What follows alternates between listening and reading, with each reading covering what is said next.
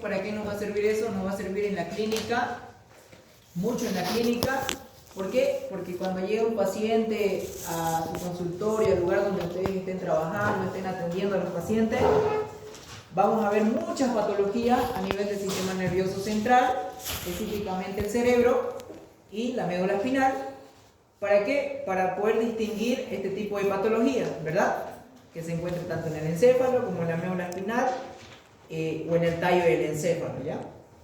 También vamos a ver sensibilidad somática. Esto es un poquito más especialización en neurología, pero vamos a ver igual lo que deberíamos aprender y lo que deberíamos saber como médicos generales, y más que todo para la materia de fisiología, ¿verdad?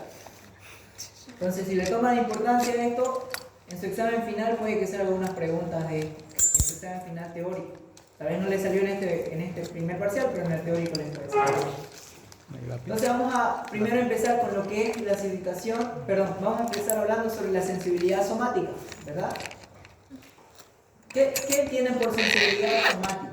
Sensibilidad, somos receptores de sensaciones, tenemos varios receptores en nuestro nivel superficial cutánea, tenemos receptores igual dentro de nuestros órganos, varoreceptores, ustedes ya escucharon todo eso. Pero como somática se refiere soma, el cuerpo, ¿verdad? ¿Se acuerdan que una definición de la neurona dice que tiene un soma y tiene una dendrita, tiene un axón, ¿verdad? El soma era el cuerpo, entonces vamos a ver la sensibilidad del cuerpo. Vamos relacionando el conocimiento que hemos adquirido en anatomía, en histología. Entonces vamos a ver la clasificación de la sensibilidad somática. El Guyton lo tiene así. Su libro lo puede tener tanto como sensibilidad profunda y sensibilidad superficial. Hay muchas clasificaciones, pero vamos a ver lo del Guyton ahorita. Sensibilidad esteroceptiva, como dice su nombre, se refiere a la sensibilidad que se recibe en el exterior del cuerpo a nivel de la superficie corporal.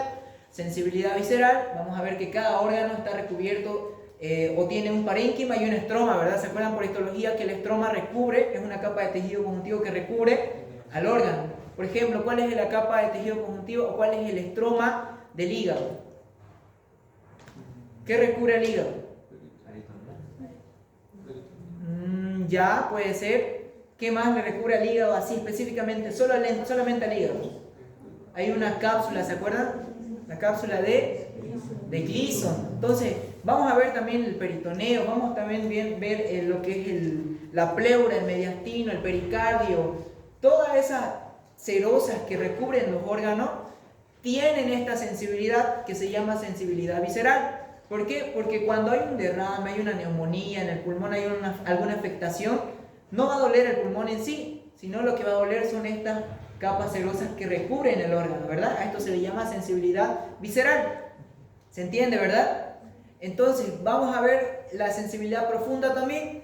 ¿Qué es la sensibilidad profunda? La sensibilidad profunda se encuentra en las articulaciones, ¿ya? Más propiamente dicha, esta se llama sensibilidad propioceptiva o de propiocepción. ¿Por qué? Porque nos va a indicar el grado de movimiento que estamos haciendo en las articulaciones, y eso va a subir hasta el encéfalo, hasta el cerebro, hasta la corteza, va a subir al cerebelo y nos va a dar la información de qué posición estamos adoptando para no caernos conforme a la gravedad, ¿verdad? Porque si nosotros nos dejamos caer, la gravedad nos va a llevar abajo y vamos a caer. Entonces, esta sensibilidad profunda de las articulaciones nos ayuda ¿a qué? A distinguir la posición del cuerpo, ¿ya?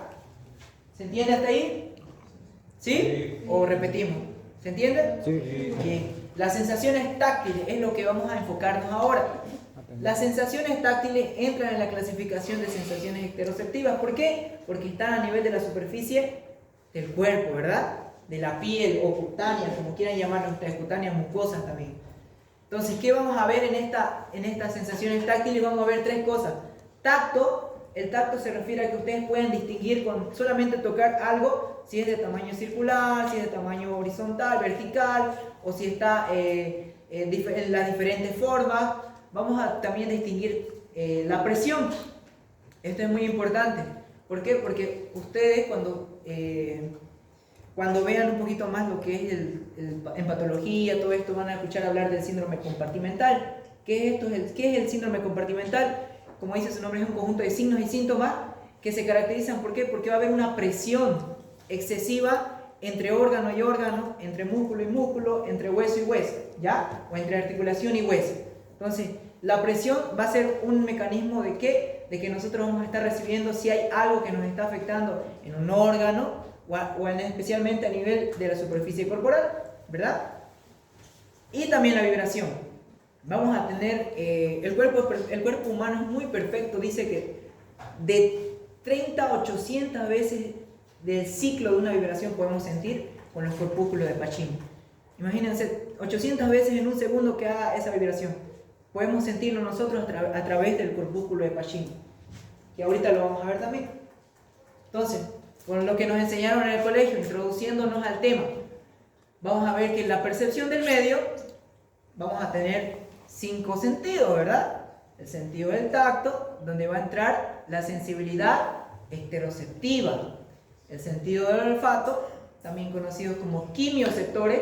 ¿Por qué? Porque tienen células neuronas especializadas que nos van a ayudar a distinguir entre los olores, ¿verdad? Y el gusto también, que son quimioreceptores, que vamos a tener papilas gustativas especializadas para recibir en cada parte diferente de la lengua, si es salado, si es dulce, si es ácido, si es umami, si es agrio. ¿Saben qué es el sabor umami? El placentero de tener. Exacto. La Coca-Cola, por ejemplo, ¿no? ¿El doctor Méndez les ha dicho eso? Sabor umami.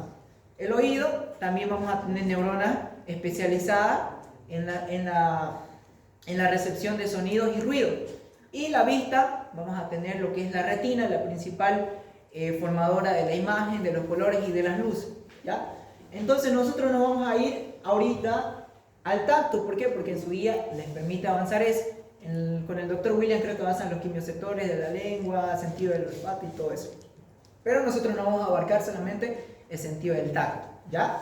Entonces, mira, dice un estímulo, un ejemplo, por ejemplo, presión. Pero nosotros, como ahorita estamos avanzados en fisiología, sabemos que hay 3 mecanismos: presión, vibración y tacto, ¿no ves? Seguimos entonces. Yo no quiero explicarles cada uno por qué, porque eso lo ven en teoría. Pero vamos a ver las generalidades, como lo toma su guía. Las terminaciones libres, esta es la clasificación de los receptores táctiles. Esto ustedes tienen en su piel y en diferentes partes del cuerpo, pero principalmente en la piel. Las terminaciones libres, ¿qué abarcan las terminaciones libres? Estas se encuentran en piel desprovista de pelo, ¿ya? Por ejemplo, en la palma de las manos, pero también estas transmiten lo que es el dolor. Cualquier mecanismo que tienda a liberar sustancias alginosas, como ya lo van a llevar más adelante todavía, lo que son las prostaglandinas, el sistema de coagulación, ya lo van a ver ustedes. Estas terminaciones libres se encuentran en piel desprovista de pelo. Después tenemos los corpúsculos de Meissner, ¿ya? Los corpúsculos de Meissner, al igual que las terminaciones libres, se encuentran en piel desprovista de pelo, que te ayuda a distinguir de forma fina, fidedigna, dice el Guyton, exacta, qué forma estás tocando o cuál es la superficie que estás tocando. Si esto es plano y no tiene ninguna rugosidad, te está diciendo entonces los corpúsculos de Meissner que esa superficie estás tocando. Después tenemos los discos de Merkel, que son parecidos a los de Meissner, pero tienen diferente forma y además no tienen esa función fidedigna. Y se encuentran también en la piel provista de pelo, que tiene cabello, que tiene pelo. Después tenemos los corpúsculos de Krauss y de Ruffini, calor y frío, eso lo van a ver en su guía también. Y los corpúsculos de Pacini, que hasta 800 ciclos de vibración pueden sentir. Pero también se encuentran en las articulaciones, eso lo vamos a ver enseguida. Entonces todos estos de acá nos van a ayudar a distinguir por medio de ¿qué? De estos receptores. Se van a activar a diferentes estímulos, ¿ya? A presión, a vibración, a calor, a frío, a dolor o a sensación táctil fina, ¿ya? Si ustedes cierran su ojo, a ver, cierran su ojo y agarran su lapicero, ustedes van a decir, ah, no es mi lapicero, porque ustedes están utilizando este mecanismo de sensación táctil, ¿ok? Y esto no se va a quedar ahí en ese receptor, eso va a subir por los nervios raquídeos, va a subir a su médula espinal a la médula oblongada, etcétera, etcétera, hasta subir a la corteza cerebral, que ahorita lo vamos a ver, y van a definir el tipo de sensación que están sintiendo, ¿ya? Entonces miren, esto de ustedes lo avanzaron, ahí parece chino, pero es lo más fácil que puede haber. ustedes avanzaron o se acuerdan del sistema columna dorsal de menisco medial y del sistema anterolateral, ¿verdad? Estos dos, imagínense, estos dos. Estos, solamente vean esto, enfóquense en esto. Estas sensaciones táctiles tienen dos mecanismos, ¿para qué? Para poder subir a la corteza. Uno de ellos, que ustedes lo pueden ver a la derecha, es el sistema lemnisco dorsal, perdón, lemnisco medial columna dorsal o columna dorsal lemnisco medial, ¿ya? Que va a subir por los nervios raquídeos por la parte posterior de la médula espinal. Aquí creo que tome más. A ver, ahí está, miren. Entonces, todo lo que es la sustancia gris que está al centro son la sustancia blanca que está ahí, miren, en el fascículo de Gracil y cuneiforme, va a ser la parte posterior de la médula espinal, ¿ya? ¿Saben ustedes que por la parte posterior o la rama posterior o el asta posterior de la médula espinal ingresan las sensaciones o la sensibilidad, ¿verdad? Y por la asta anterior sale lo que es la función motora, ¿verdad? Entonces va a entrar por esta asta dorsal y va a llegar el sistema lemnisco, la columna dorsal lemnisco medial, va a llegar hasta la base de lo que es el bulbo raquídeo. De ahí se va a entrecruzar, pero haciendo ¿qué? Haciendo una unión con el núcleo grácil y cuneiforme, ¿ya? O de Gold y de Burdach también se llama. Entonces, ahí miren, cuando se está entrecruzando, ven la línea roja está subiendo, ahí dice núcleos de la columna dorsal, estos núcleos son el cuneiforme y grácil. Está en la base de la médula oblongada o bulbo raquídeo. Se entrecruzan y suben hasta el tálamo al núcleo ventrovasal, y del núcleo ventrovasal sube a la corteza cerebral. Listo, eso es lo que ustedes tienen que saber del sistema lemnisco medial. No que qué neurona, que aquí no. Saben que tiene que entrar por la asta posterior, sube al bulbo raquídeo, a la base del bulbo raquídeo o al inicio del bulbo raquídeo, entrecruza tomando en cuenta ¿qué? Tomando en cuenta el núcleo grácil y cuneiforme, y sube ¿a dónde? A la corteza cerebral. Hasta ahí. Bien, ¿se entendió hasta ahí? Entonces ustedes tienen receptores en la mano. ¿Por dónde sube? ¿Por el asta posterior o el asta anterior? Posterior. ¿De ahí hasta dónde se va? A la base del bulbo raquídeo. Pero ahí tiene dos núcleos, ¿no ven? ¿Cuáles son los núcleos? Grácil y cuneiforme. De ahí ya se entrecruzó, ¿verdad? Ya no está sube por acá, pero se entrecruza hasta ese lado. Sube y se entrecruza, ¿verdad? Se entrecruzó, ¿y a dónde llegó? Al núcleo ventrovasal del tálamo. Ustedes digan núcleo ventrovasal del tálamo, no se pierdan en otro núcleo, porque el tálamo tiene epitálamo, hipotálamo, tálamo lateral, medial, todo eso. Pero ustedes digan núcleo ventrovasal del tálamo. Llega ahí y se sube a la corteza cerebral. ¿Bien? ¿Hasta ahí está claro? ¿No se perdieron todos ahí atrás? ¿Está claro ahí? Ya. Entonces, ese es el camino del sistema lemnisco medial columna dorsal. Pero tiene la característica este sistema que es muy fidedigno. Te ayuda a distinguir diferentes tipos de formas que estés tocando. ¿Ya? Te ayuda a distinguir, es una sensibilidad muy específica. Dice el Guyton que tiene una localización espacial exacta. ¿Por qué? Porque te ayuda a decir, me están tocando en la base intermedia del brazo o en la parte intermedia del brazo, al antebrazo, perdón. Entonces, y esa es su característica del lemnisco medial columna dorsal. Pero tenemos la otra vía, que es el sistema anterolateral. Como dice su nombre, miren, lo mismo, ingresa por la columna dorsal, perdón, por la médula espinal y el asta dorsal, pero instantáneamente se cruza. Ya no espera subir a lo que es el bulbo raquídeo. Se entrecruza en ese momento que entra la médula espinal y recién sube. ¿Y a dónde sube? Lo mismo. Sube al núcleo ventrovasal del tálamo y a la misma corteza. ¿Se entendió eso? ¿Se entendió allá atrás?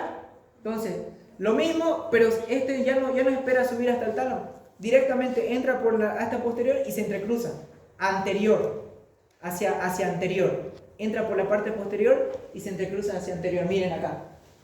Este es el sistema anterolateral y el lemnisco medial. Entonces ingresa y se entrecruza directamente y sube. En cambio, este ingresa por los nervios raquídeos y sube y espera en la médula oblongada, ahí en la base, en el núcleo grácil y cuneiforme, y recién sube al tálamo.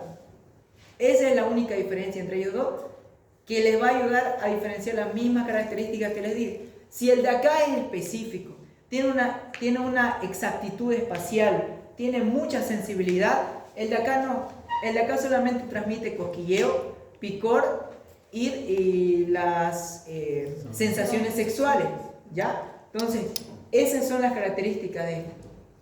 Las sensaciones sexuales son transmitidas por el menisco dorsal, sistema de menisco medial, columna dorsal. ¿Falso o verdadero? Las sensaciones sexuales. Falso, ¿verdad? Entonces puede que le pregunten eso en su examen. Falso, ¿por qué? Porque está transmitido, ¿por qué? Por el sistema anterolateral, ¿verdad? Entonces esas son las grandes diferencias entre ellos dos, ¿ya? Y si digamos hay una lesión en esta mano, hay una lesión en la parte izquierda del encéfalo, miren la cisura ahí, la cisura central, la cisura central,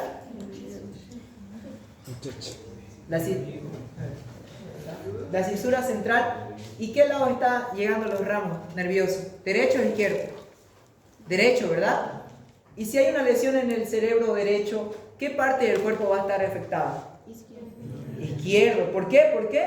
Porque se entrecruza, ¿verdad? Entonces eso ustedes tienen que tomarlo en cuenta cuando un paciente venga con un tumor encefálico, cuando venga con un adenoma hipofisiario. Ustedes ya lo van a ver más en patología, pero ustedes ya saben que cuando sube el sistema lemnisco medial se entrecruza, y si está afectada una parte aquí del encéfalo, va a afectar al otro lado del cuerpo, ¿verdad? Bien. Este es lo mismo, miren el sistema lemnisco medial, columna dorsal. Lo mismo. Sube, se entrecruza a nivel del bulbo, parte inferior del bulbo, llega hasta el tálamo, al núcleo ventrobasal del tálamo, y llega hasta la corteza cerebral. Y ustedes dirán, ¿y a qué sube la corteza? Ahí también en el núcleo grácil y cuneiforme. Este es el sistema anterolateral.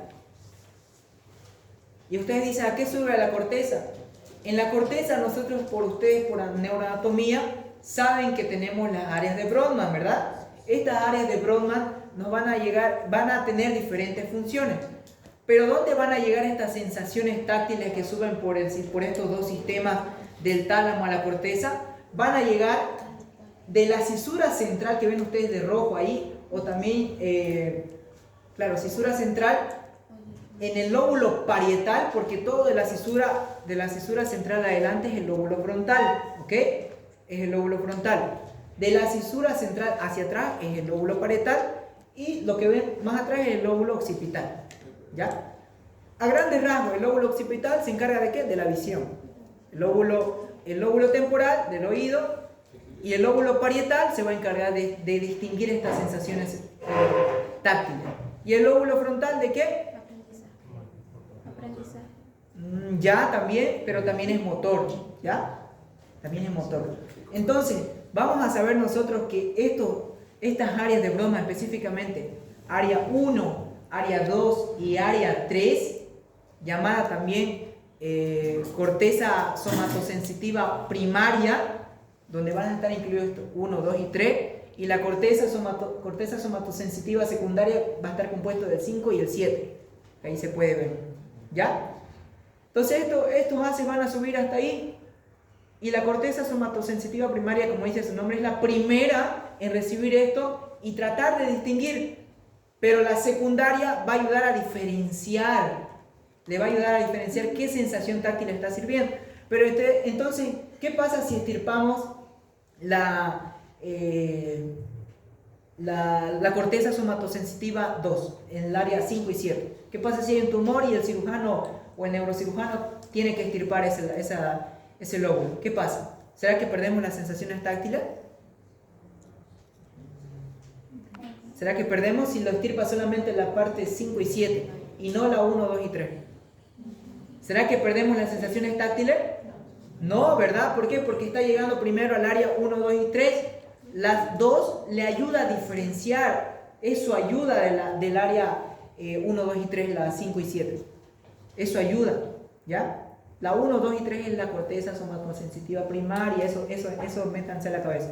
La 5 y la 7 es la corteza somatosensitiva secundaria, ¿ya?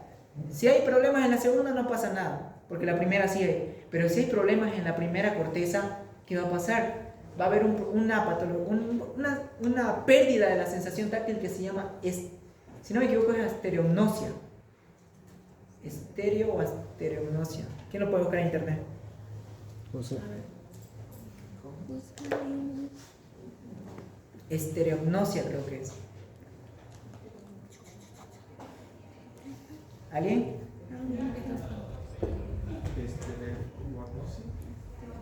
Estereognosia. Sí, estereognosia. Entonces, cuando hay una estereognosia es porque no hay esta corteza, no está funcionando, hay algo que está mal ahí, ¿ya? Entonces ustedes tienen que tomar en cuenta eso. Ya subimos, miren, hasta la corteza y ahí terminamos esta sensación táctil. Ahí miren, ya pueden ver la corteza somatosensorial, corteza motora, la frontal, la auditiva, la temporal, la occipital es la de la vista y la parietal la somatosensorial. Mira, ahí está, somatosensitiva 1 y área somatosensitiva 2. Cada partecita de esa área se encarga de una sensación tanto de las piernas, de la mano, de la cabeza, del cuello, del tórax, etc. Ahí miren las características. El lemnisco medial tiene un tacto fino, vibración, presión, tensión muscular, estereognosis, no estereognosia. Tiene una alta velocidad de transmisión, capacidad de transmitir señales repetitivas y discriminación de señales. Te ayuda a distinguir, lo que les decía, te ayuda a distinguir qué tipo de objeto estás agarrando en tu mano. También tiene la capacidad de detectar gradientes de intensidad, qué presión.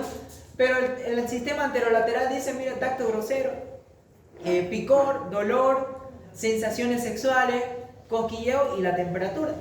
¿Ya? Es baja en velocidad de transmisión, tiene una pobre organización espacial, no saben qué espacio está tocando la sensibilidad o qué se está activando el receptor de sensibilidad, en qué parte. Poca capacidad de transmitir señales repetitivas, 80% menor de capacidad de detectar gradientes de intensidad. ¿Ya? Entonces la más fidedigna es el sistema dorsal, lemnisco medial. Ahora sí vamos a avanzar lo que es el reflejo. Bien, se entendió toda esta es la primera parte del tema. Sensaciones táctiles. ¿Por qué? Tal vez ustedes se han preguntado, ¿por qué será, pone el doctor estos receptores en la piel? El bulbo de Krauss, el de Ruffini, Pacini y todo eso. Por esto, por las sensaciones táctiles. ¿Se entendió hasta ahí? Sí. ¿Sí? Sí, sí. ¿Alguien se anima a explicarlo así en resumen? ¿No? Ya. Entonces vamos a pasar a la segunda parte. Pero se entendió, ¿verdad? ¿O no? ¿O quieren que les repita así algo jugado? Ya. ¿Sí? ¿Algo jugado? En una diapositiva. Entra por la médula espinal, la asta dorsal, sensaciones táctiles. Entra por la columna dorsal y sube hasta lo que es el bulbo raquídeo, esa información. Del bulbo raquídeo a la base se entrecruza, estamos hablando del sistema lemnisco medial. Se entrecruza en el bulbo, llega al tálamo, al núcleo ventrovasal y sube a la corteza. ¿A qué área? Área somatosensitiva primaria y área somatosensitiva secundaria. La área somatosensitiva primaria está compuesto de ¿qué áreas? 1, 2 y 3. La área somatosensitiva secundaria está compuesto de ¿qué? 5 y 7. ¿Ya? Entonces, ese es el trayecto del sistema lemnisco medial columna dorsal. En cambio, el sistema anterolateral ingresa por la asta posterior y entrecruza directamente, no sube, se entrecruza hacia el lado anterior del asta anterior. Miren, sustancia gris, esto de acá, ingresa por la columna, por la asta posterior y llega y se entrecruza al asta anterior, ¿verdad? Y sube lo mismo hasta el tálamo, hasta el núcleo ventrovasal y llega a la corteza del área somatosensitiva primaria y secundaria. Y las características, ustedes lo pueden leer en este cuadro, son esas. Tacto fino y tacto grosero. Las diferencias más a grandes rasgos que podemos poner. ¿Ya? Ahora, la segunda parte, vamos a ver lo que es el reflejo. El reflejo es la respuesta motora involuntaria ante un estímulo sensorial. ¿Ya? O ustedes pueden decir arco reflejo o reflejo. Es la unidad básica o funcional del sistema nervioso central o autónomo.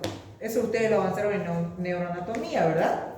Es la unidad funcional del sistema nervioso autónomo, eso es el reflejo. Ahora, nosotros no solamente tenemos receptores de sensibilidad táctiles en las manos, en la superficie corporal, sino que también teníamos profundos. ¿Se acuerdan que hablábamos de receptores profundos?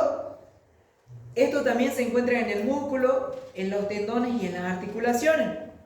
El arco reflejo está compuesto de esto, miren. Un receptor sensorial, una vía sensitiva aferente, un centro integrador, una vía motora eferente y un órgano efector. ¿Ya? Por ejemplo, el receptor sensorial. ¿Qué puede ser el receptor sensorial? Puede ser uno de estos corpúsculos que hemos visto, ¿verdad? O puede ser el uso muscular, o puede ser el aparato tendinoso de Golgi, ¿ya? Entonces, ese es el receptor. La vía sensitiva aferente son fibras que ingresan por el asta dorsal, que es el asta sensitiva de la columna, ¿verdad? Entonces, esas fibras sensitivas van a entrar por el asta dorsal, por la parte de atrás, dorsales atrás. Y va a llegar a la sustancia gris donde se encuentran, ¿qué? El centro integrador. Y este centro integrador está compuesto nada más de ¿qué? De interneuronas. Estas neuronas, ¿qué se hacen? Es como si su compañera fuera la neurona. Vengan a ver, 3 compañeras acá. Las 3. ¿Ven tú? Las 3 vengan acá. Para que no se vean, prendan la luz de atrás.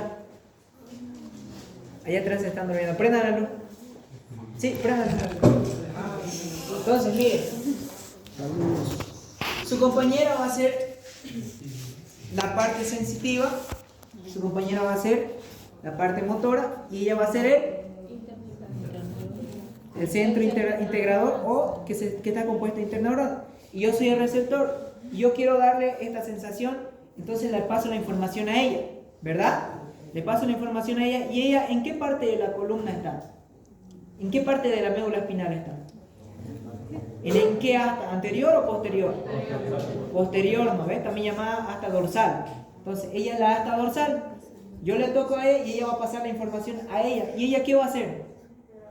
¿Qué va a hacer? Todos vamos. Va a ser el centro integrador compuesto de ¿qué? De interneuronas. Y ella le va a pasar la información a ella. ¿Y ella qué va a hacer? Va a enviar la respuesta. Va a ser la vía eferente.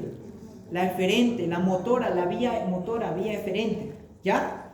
Pero ella no se va a quedar con la información, tiene que pasarle eso a alguien que pueda realizar la parte motora. Esta vez puede ser un músculo, puede ser un órgano, puede ser cualquier órgano efector, ¿ok? Entonces, en esta parte entre el centro integrador y la parte o vía eferente o vía motora, hay unas células que se llaman células de Renshaw, ¿ya? Estas células hacen esto. A ver, agárrense la mano a las 3. Abran así su mano. Viene la célula de Renshaw y corta esta transmisión entre centro integrador y la motoneurona. ¿Será que el paciente va a poder sentir? ¿Por qué no?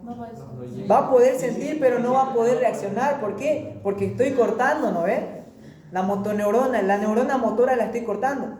El paciente le va a doler, pero no va a poder retirar su brazo de ese dolor. ¿Por qué? Porque va a haber una inhibición por medio de estas neuronas llamadas células de ¿qué? De Renshaw. ¿Ya? Eso quiero que lo entiendan. Gracias. Entonces, todos estos componentes, no de memoria tienen que saberlo, sino tienen que saberlo razonando, ¿verdad? Tienen que saberlo razonando. Entonces, un receptor sensorial a nivel de lo que vamos a hablar nosotros, vamos a hablar a nivel de tendones y músculos, tenemos lo que es el uso muscular. Este uso muscular está formado por fibras intrafusales de 3 a 12 fibras pequeñitas. ¿Saben ustedes lo que es una fibra muscular, verdad? La fibra muscular se encuentra compuesta de fibras extrafusales e intrafusales. Las intrafusales van a ser de 3 a 12 que van a formar este uso muscular. Y van a estar especializados ¿en qué? En recibir la información del estiramiento del músculo, de la velocidad del estiramiento del músculo. ¿Ya? Vamos a tener como segunda parte el órgano tendinoso de Golgi, que ya no se encuentra en el músculo, sino se encuentra, como dice su nombre, en el tendón, en la parte distal del tendón, entre la unión del hueso y el músculo, ¿verdad? Mire, el uso muscular envía información sobre la longitud y velocidad de variación del músculo. El aparato tendinoso de Golgi, órgano tendinoso de Golgi, su función es controlar e identificar la tensión muscular con la fuerza que se está estirando el músculo. Las vías aferentes, las aferentes son las que llegan, las eferentes son las que salen. ¿Okay? Aferente que llega, eferente que sale. Las aferentes va a estar compuesta de fibras sensitivas, porque tenemos que sentir nosotros para reaccionar, ¿verdad? El centro integrador de las interneuronas y la vía motora eferente de motoneuronas alfa y gamma. A grandes generalidades, la alfa va a formar la placa motora. Es decir, se va a unir en las fibras extrafusales del músculo y va a hacer que éste se contraiga. Las motoneuronas gamma se van a encontrar en las fibras intrafusales del músculo y van a formar parte ¿de qué? Del uso muscular. ¿Ya? Pero les había dicho, entre el centro integrador y la vía motora eferente, ¿qué se encuentra? ¿Qué célula le dije que se encuentra? De Renshaw. Renshaw, ¿por qué? Porque va a estar inhibiendo esta conexión, ¿verdad? Y después vamos a tener el órgano efector, ya sea músculo, órgano, cualquiera sea el fin de la transmisión de la señal.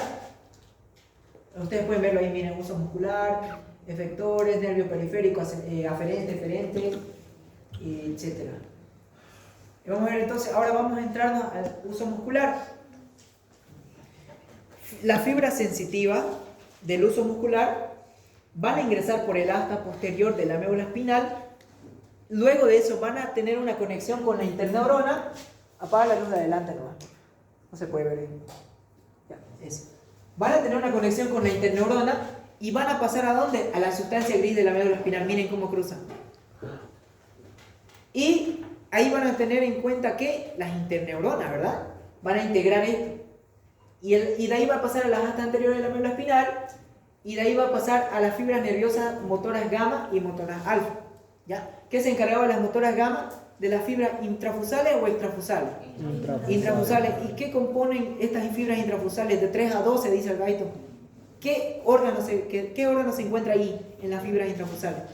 El uso muscular. Vamos, el uso muscular. El uso muscular. Todos tienen que repetir para qué, para que se les guíe, se les quede, perdón. Y las fibras nerviosas motoras, ¿qué van a formar? La placa motora, ¿ya? ¿Por qué? Por las fibras extrafusales. Entonces, ustedes, ¿por qué mueven su músculo o por qué contraen su músculo? Por la fibra alfa o gamma.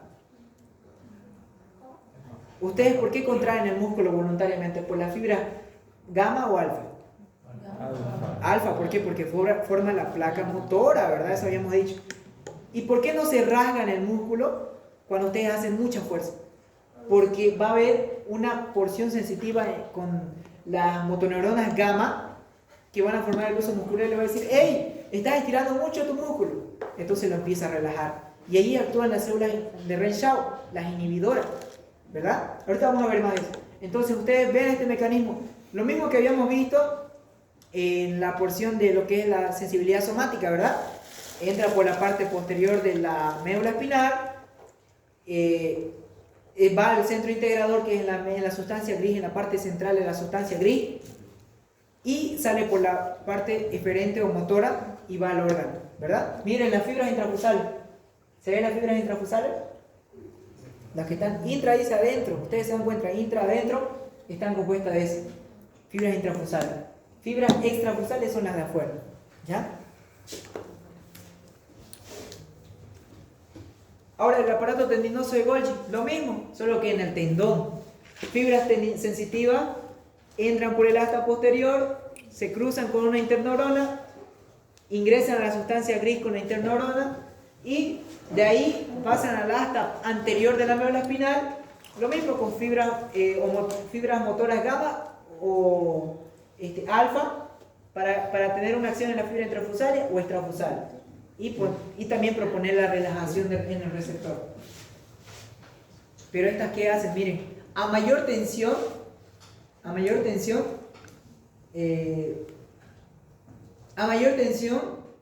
estas se relajan. Es decir, si tu tendón está muy tenso, ya sea porque estás haciendo mucha fuerza o tu músculo se está desgarrando, van a inhibir esta contracción. De eso se encarga el órgano tendinoso de Golgi, ¿ya? Definen lo que es la presión y el estiramiento del tendón en relación al músculo, a la parte distal del músculo. ¿Ok? Ahí vimos, miren, las fibras intrafusales están compuestas de terminaciones primarias y secundarias. Eso lo van a ver en teoría. ¿O quieren que les explique? No, se van a chipar más, ¿verdad? Esto da para 2 clases. Entonces, con que sepan que hay fibras intrafusales y extrafusales, que las intrafusales están inervadas, ¿por qué? Por las motoneuronas gamma y las extrafusales por las motoneuronas esas de atrás, alfa o gamma, la fibra extrafusal. ¿Cómo? Ya vean aquí adelante. Vean aquí adelante. Es que yo igual he estado en su año, chicos, y sé que ahorita no están entendiendo el 50% aunque sea de lo que estoy hablando. Pero si alguien está grabando o alguien está tomando apuntes y eso se lo pasan entre ustedes y entre ustedes revisan eso y lo revisan una y otra vez y les va a quedar más. Yo les soy sincero, el año pasado, en mi tercer año, recién entendí esto yo. Recién. Pero sí tenía una idea de lo que era esto. Porque si ustedes dicen, no voy a esperar hasta tercer año, o sea, yo les estoy hablando de teoría. Porque de práctica se tienen que salir ustedes sabiendo de práctica, ¿verdad? Porque en su examen, ¿qué van a saber si no? En tercer año el doctor le va a decir al año con más calma también. Entonces tienen que saber la parte teórica y la parte práctica. Yo les hablo, recién entendí la parte teórica el año pasado, ¿ok? Y yo no me conformo con que sepa esa parte. Les confieso que antes de esta clase yo le he vuelto a revisar el tema. Tal vez algunos me han visto con mi libro por ahí y dirán, no, ¿verdad? Si no, como con su libro, ¿no? Pero cuando uno quiere aprender, trata de buscar más información, ¿verdad? No solo se queda con él. Si no entiende el Guyton, puedo entender después al doctor que enseña en YouTube. Medici, creo que se llama Medici. Vean eso igual les ayuda mucho. Ese doctor una vez vino acá y él nos enseñó medio interno. Por él yo pude aprender medio interno. Pero yo no lo conocía y yo después descubrí su canal de YouTube y es donde fui aprendiendo más. Entonces no se quede con lo que el doctor va a dar su examen de su diápono. No, estudiamos ahí. No. Para su examen le sirve, pero para la vida no van a poder utilizar la diápono del doctor. ¿Ok? Entonces, si se están ahorita cansando, aburriendo, traten de hacer el esfuerzo ya, media hora más o 15 minutos más. Traten de forzar a su mente para que puedan adquirir ese conocimiento. ¿Ya? Con esto seguimos, miren. Vía frente, esto no. Entonces vamos a ir a la parte práctica. Ya saben, la parte teórica o teórica práctica. Entonces, miren, vamos a tener reflejos profundos, osteotendinosos. Estas van a estar compuestas de una vía monosináptica, una neurona que entra y una neurona que sale, ¿verdad? No suben arriba o vieron que subió arriba. No, ¿verdad? Solamente entró por atrás y salió por adelante. Eso no es raro, pero ya. Entonces entró por la parte dorsal, el asta dorsal, ¿verdad? Y salió por la asta anterior. No subió arriba, o subió, ¿alguien vio que subió arriba? O yo estoy loco, no subió, ¿verdad? No subió como el sistema de menisco medial. Este directo entró y salió, ¿verdad? Entonces de eso se encarga el reflejo. Y los reflejos profundos o osteotendinosos son eso. Son los reflejos que se encuentran en el músculo o en los tendones. Los reflejos superficiales, ¿cuáles eran? Los que vimos, ¿verdad? Los reflejos de automatismo medular, los que vamos a ver ahorita en práctica. Y los reflejos de postura o actitud, ¿ya? Entre ellos tenemos, miren, los profundos son el rotuliano, el arquiliano, el aductor mayor. De aquí lo que tienen que saber, lo importante es el rotuliano, el arquiliano, que van a hacer ustedes, el maceterino, ¿no? El nasopalpebral, sí, y el bicipital y tricipital, ¿ya? Eso es lo más importante de ahí. Y los reflejos superficiales cutáneos, el reflejo corneal, que ahorita vamos a ver, que es muy importante. Y reflejo plantar, ¿verdad? También. Reflejo automatismo medular, esto no sé por qué lo ponen ahí. Pero ya es para de los acortadores, de los alargadores, de los alargamientos cruzados. Más que todo es cuando una persona está en riesgo de algún peligro, entonces se activan los músculos agonistas y se inhiben los músculos antagonistas, etcétera, etcétera. Eso lo van a ver en teoría. Entonces, ¿qué vamos a ver cuando nosotros vamos a ver el examen de reflejos? Cuando están exagerados los reflejos se llama hiperreflexia.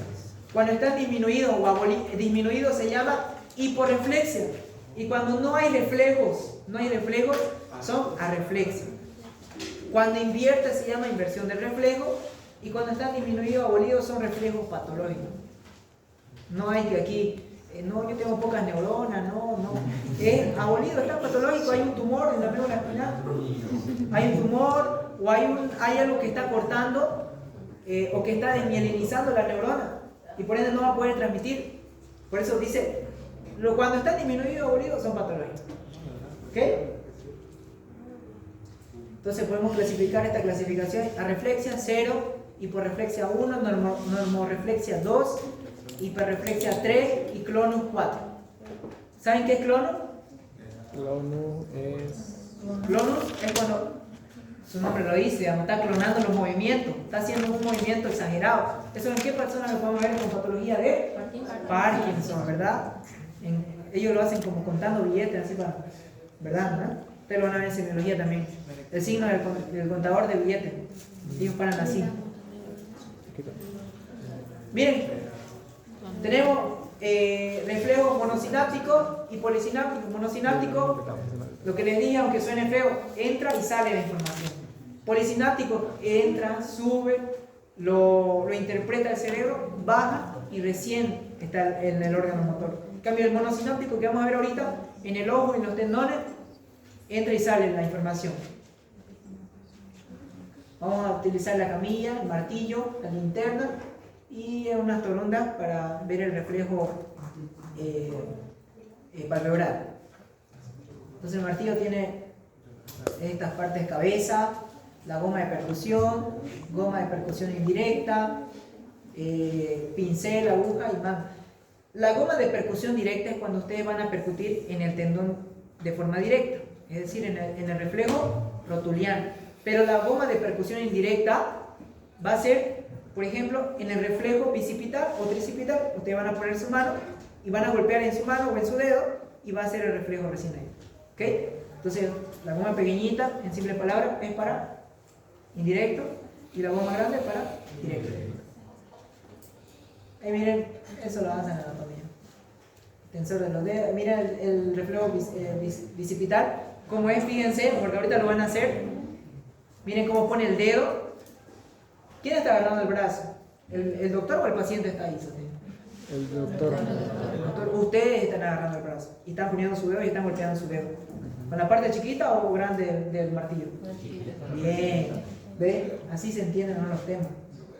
Entonces vemos, mire, se explora C5, C6, y si hay una inhibición, está ahí un tumor. Lo que les dije. Tumor y una compresión que no está dejando pasar.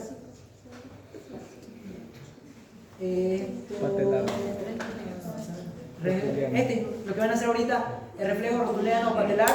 ¿En dónde van a pegar? En el cruce de los tendones, ¿verdad? En la base del Ya, eso. Reflejo plantar. Esto no lo vamos a hacer. ¿O alguien quiere hacer reflejo plantar? ¿Alguien quiere cerrarse el zapato? Ya vamos a hacer el número. El reflejo corneal, mire, vamos a utilizar una torunda de algodón aséptica, que no esté ni con alcohol ni con nada. Y vamos a ver que cuando vamos a ingresar a la conjuntiva vulvar, o sea, a la parte externa del ojo, van a empezar a acercarse y se va a cerrar. Ese es el reflejo, nada más. Y el reflejo pupilar, ¿ya? Dice que el reflejo pupilar, la pupila tiene de aquí arriba, miren, la parte de arriba tiene 8 milímetros de diámetro y de abajo, la parte de abajito tiene 3 milímetros de diámetro. Cuando ustedes van a prender la luz, se va a contraer o se va a dilatar. Contraer, ¿verdad? Se va a contraer, ¿para qué? Para que disminuya la entrada de luz. Eso lo vamos a averiguar ahorita. Reflejo pupilar. Isocoria, esto le van a preguntar en su examen. Pues acá, isocoria es cuando las dos pupilas se contraen y se dilatan de manera conjunta. Eso es lo normal. Anisocoria es cuando una está contraída y la otra está dilatada. Listo. Discoria, lo mismo, pero no hay una relación. Aunque no haya luz, igual se contrae esta, pero esta no. ¿Ok? Anisocoria, discoria y isocoria. Isocoria normal, anisocoria y discoria anormal. Miren el reflejo, este es el reflejo pupilar consensuado, que tenemos que, cuando pongan ustedes la linterna a este lado del ojo, tiene que contraerse, y también aunque no esté recibiendo la luz, también tiene que hacerlo. Pero ¿qué pasa si uno se contrae y este no se contrae? ¿Qué va a pasar? Es una anisocoria. Bien. Muy bien. Miosis. ¿Qué es miosis? Cuando se Midriasis. se dilata. Miosis está inervado ¿por qué? ¿Por el simpático o el parasimpático? Simpático. Simpático, la miosis. Parasimpático, ¿verdad? Y la midriasis por el simpático. Un ejemplo claro les doy, miren. Cuando ustedes están en una oscuridad, están en un peligro, su pupila se va a dilatar ¿para qué? Para que entre más luz. Y ese sistema está inervado por el sistema simpático. ¿Por qué? Porque el sistema simpático libera ¿qué? Adrenalina. Y ustedes en ese momento van a sentir la adrenalina ¿de qué? Del miedo, del terror, de que algo está detrás de ustedes. ¿No ven? Entonces su pupila se dilata ¿por qué? Por el simpático. Entonces desde ahora saben. Se dilata ¿por qué? Por el simpático, y se contrae ¿por qué? Parasimpático. Y el reflejo aquiliano, nasopalpebral, van a golpear acá y van a ver que estos ojos se van a cerrar, como si las partes palpebrales de acá se fueran a bajar al mismo instante. Pero imagínense que vivimos así. Hay tosis, ¿no? ¿Qué es la tosis? Es la caída del párpado superior. ¿Ya? O sea, puede que esté así. Porque puede que haya una embolia cerebral, ¿verdad? Eso ya lo da en patología. El reflejo corneal conjuntival, eso es lo que vimos, ese es el maceterino, el cremasterliano, perdón, miren. No lo vamos a hacer ese acá. El faringio. Ok, miren. Este es la pupila de Ariel Robinson. ¿Quién está con Machado en patología? Nadie. Bueno, el doctor Machado. ¿Tres nomás? ¿Todos están con el doctor Sangüesa? Sí. Qué valiente, ¿no? Ya, entonces la pupila, igual el doctor Sangüesa lo puede preguntar, la pupila de Ariel Robinson se da en sífilis, encefalitis y alcoholismo. ¿Por qué? Porque esta pupila a la luz no se va a contraer ni a dilatar, pero cuando ustedes vean o quieran enfocar algo de lejos, sí se va a contraer o se va a dilatar. O sea, a la acomodación sí hay un cambio del tamaño de la pupila, pero a la recepción de la luz no hay ningún cambio. ¿Por qué? Porque está dañado tanto la retina, que tiene ¿se acuerdan de los conos y bastones? Sí. Ya, si no se acuerdan, ni modo. Los conos y bastones son los que reciben, ¿verdad? Entonces, miren, va a estar dañado por la sífilis, por ahí una encefalitis o el alcoholismo. Esta, miren, y el síndrome de Claude-Bernard-Gordon, igual lo mismo, pregunta de examen para patología: tosis, miosis y anhidrosis. Miren, ¿qué ven raro ahí? Ahí no se enfoquen, miren la parte, no. Vean la cosa negra que es el encéfalo. ¿Está en su lugar? No, ¿por qué? ¿Qué ven ahí? ¿Nada? Porque no hay nada. En cambio, en este lugar, en cambio aquí, miren cómo el encéfalo, el lóbulo occipital está bajando. Miren, ¿ven la flechita? ¿La flechita de acá? ¿No ven? ¿Se ve o no? Ya, miren cómo se está enclavando el cerebro hacia abajo. Está saliendo por el agujero magno, ¿verdad? Se está enclavando. Entonces, ¿ustedes qué van a ver en este paciente? Hay una compresión del cerebro, del quiasma óptico. ¿Se acuerdan que el quiasma óptico se entrecruza así y ya el nervio óptico? Va a haber una compresión ahí, o va a haber una compresión a nivel general del encéfalo. ¿Y qué va a pasar? Vamos a revisar al paciente. La alumbra anisocoria. No va a haber dilatación de uno, pero va a haber dilatación del otro. Va a estar contraído uno, pero el otro va a estar miótico o mediático. Va a haber una anisocoria. Ahí el paciente se está enclavando. ¿Qué tienen que hacer? Derivar al doctor Osinada de neurología, neurocirujano. Sí o sí, porque si no el paciente se muere. Ahí está la anisocoria, miren, tumores, ACV, accidente cerebrovascular, aneurisma cerebral, TEC, lo que les dije, trauma craneoencefálico, meningitis, inflamación, todo lo que tenga que incluir al cerebro, al encéfalo en general, puede haber un signo de anisocoria. ¿Ok? Anisocoria. Signo de enclavamiento, solicitar neurocirugía urgente. Listo, ahora practicar. Enciendan las luces.